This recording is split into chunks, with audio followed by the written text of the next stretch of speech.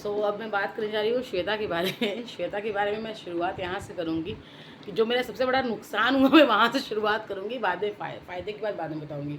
तो श्वेता का साथ नुकसान ये हुआ कि श्वेता की शादी हुई थी, ठीक है।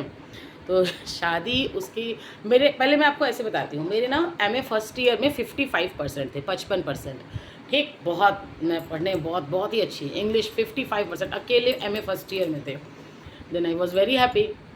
सेकेंड ईयर में क्या हुआ, 2-3 चीज़ें एक साथ मेरे साथ हो गई। पहली चीज़ तो ये कि मेरी तबीयत बहुत सॉलिड वाली ख़राब हुई थी, और जैसा मेरी तबीयत उस बार ख़राब हुआ था वैसी तबीयत मेरी कभी ख़राब नहीं हुई। मुझे फ़ीवर उतर ही नहीं रहा था, पता नहीं क्या हो गया था, मुझे फ़ीवर ही उतरने का नाम नहीं ले रहा था, और बहुत ज़्यादा मतलब मैं मुश्किल, और एकदम एग्ज़ामिनेशन के टाइम पे हुआ था ऐसा, ठीक है। और सेकेंडली मेरी शादी भी फिक्स हो गई थी, तो थोड़ा बहुत मेरे हस्बैंड से भी मेरी बातचीत फ़ोन पे होना शुरू हो गई थी, तो उससे भी पढ़ाई में थोड़ा सा डिस्ट्रैक्ट हुई थी मैं। तो हुआ ये कि श्वेता की शादी हुई थी 6 दिसंबर को, ओके, 6 दिसंबर को उसकी शादी थी।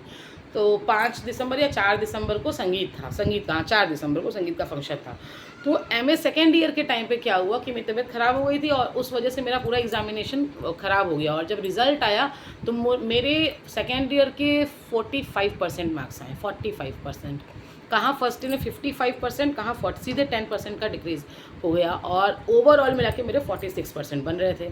अब मैं बहुत बुरी इसीलिए आज की कंडीशन में ना मैं नेट कर पाती हूँ, ना मैं पीएचडी कर पाती हूँ, क्योंकि उसमें 50% अबव मांगता है। और मेरे साथ इससे बढ़िया मैं पेपर नहीं दी होती तो मेरा मेडिकल लग जाता, तो 55% के आधार पर शायद मुझे 50% मिल भी जाता, बट कुछ हो नहीं पाया। तो फिर हम लोगों ने वो इम्प्रूवमेंट का एक फॉर्म आता है, मैंने इम्प्रूवमेंट का फॉर्म भरा था, और वो इम्प्रूवमेंट का एग्ज़ामिनेशन था 4 दिसंबर के दिन, 4 या 5, श्वेता के संगीत वाले दिन था, ओके।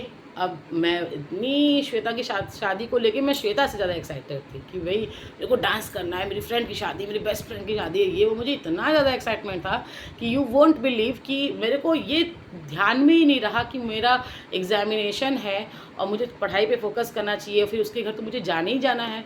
मैं 3 घंटे के पेपर को 2.5 घंटे में जल्दी जल्दी लिख के, आधे घंटे पहले, और अब तो होता है कि भाई 3 बजे के बाद, जैसे एग्जामिनेशन और बेल बजने के बाद आपको अलाउ करते हैं बाहर जाना ना, उस समय ऐसा नहीं था, अगर आपका पेपर हो गया तब जा सकते हैं। मैं 3 घंटे के पेपर को 2.5 घंटे में करके और भाग गई, और मेरे नंबर भी नहीं बढ़े, 4 नंबर बढ़े सिर्फ, मतलब जितने भी मार्क्स, बहुत कम मार्क्स थे, 37 या 39 मार्क्स थे, तो 4 नंबर सिर्फ बढ़ के आए। और मैं उसको अटेंड करने भाग के चली गई, उसके संगीत को अटेंड करने, और वहाँ पे गई तो अभी प्रिपरेशन वहाँ पे चल ही रही थी। वो बोली कि 3-4 बजे से शुरू हो जाएगा, और 3 बजे पेपर ओवर होने वाला था। तो मैं सोची थी कि नहीं, पहला परफॉर्मेंस मेरा रहेगा, इस चक्कर में मैं भाग के गई थी, और अभी वहाँ पे प्रिपरेशंस भी नहीं हुई थी। तो श्वेता के साथ ये एक, मतलब ये इसमें श्वेता की कोई गलती नहीं है, इसमें मेरी मूर्खता थी कि मैं इतनी ज़्यादा एक्साइटेड हो गई थी उसकी शादी को लेके, उससे ज़्यादा एक्साइटेड मैं हो गई थी कि मेरी फ्रेंड की शादी है, मुझे डांस करना है, तो बहुत एक्साइटेड हो गई थी। और यही एक है, और उसमें माइनस पॉइंट क्या फिर, लेकिन हाँ, अब ये है कि ये once in life time opportunity थी कि मेरा दोबारा, उसकी शादी once in life time opportunity थी, बट एग्जामिनेशन बहुत बड़ी चीज़ थी, और आज की डेट में ना मैं पीएचडी करने लायक बची, ना मैं नेट करने लायक बची, सिर्फ 45%, 46% का रिजल्ट लेके घूम रही हूँ। बट स्टिल इट हैपन्स, मेरी तबीयत भी ख़राब थी, मैं सिर्फ उसको क्यों ब्लेम, मेरी तबीयत भी ख़राब थी, सो मैंने रॉन्ग डिसीजंस हो गए थे उस टाइम पे। तो ये एक बैड थोड़ा सा मुझे फील होता है, बट हाँ, ये श्वेता से रिलेटेड है, इसलिए मैंने इसमें श्वेता का कोई हाथ नहीं है, उसमें वो उस बेचारी की क्या गलती थी। So this is the story of Shweta and mine, and इसके अलावा बहुत सारी स्टोरी है श्वेता के साथ, तो बहुत मेमोरीज मैं बताती हूँ आपको थोड़ी देर बाद। Okay, bye bye, stay tuned.